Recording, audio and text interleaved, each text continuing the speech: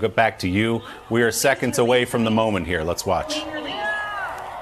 Release, release, release right now. Rocket motor burn.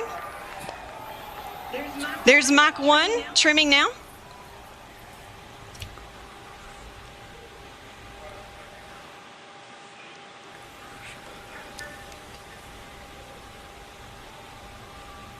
Trim complete. Unity is pointed directly up and heading to space. Things are looking great. We are 25 seconds into the burn now, approaching Mach 2. 30 seconds, Mach 2. Everything's looking really good and stable.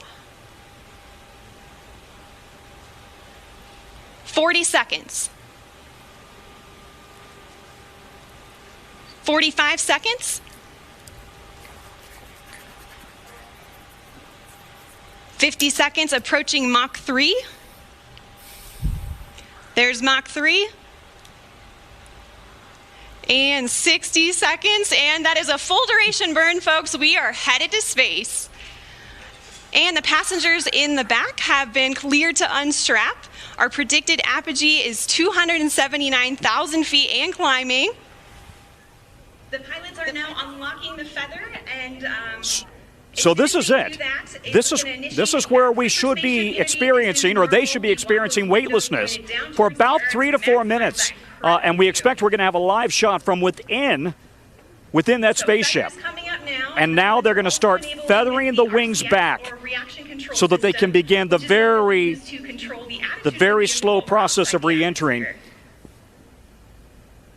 And as we've said, you know, this is a critical moment as they enjoy those few moments of apogee, of weightlessness. As soon as we cross the boundary to space, we'll hear a word from our founder, Sir Richard Branson. Once they cross the boundary to space, Richard Branson will be speaking, and we expect him to make some sort of a major announcement from space.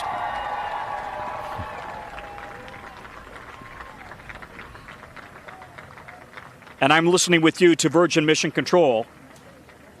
Lots of applause on the ground here because this is what they have been working on for 17 years, building to this moment.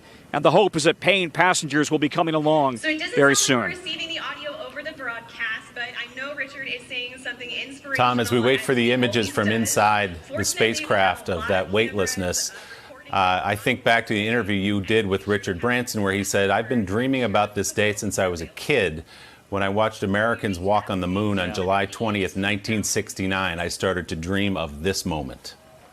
Remember the day, remember where you are. Yeah, and I think they just said 280,000 feet right now. You know, it's funny, Willie, that's one of my earliest memories. I was 6 years old, and my dad woke me up at 11 o'clock at night and said, "Don't forget this moment, the astronauts are walking on the moon." Interesting that the same impression, in fact, on Richard Branson, with really, I think, everybody who was watching from planet Earth on that day. And now this is the culmination of his dreams, of now taking his own space flight, not to the space station, not to the moon, but to an altitude of 56 miles.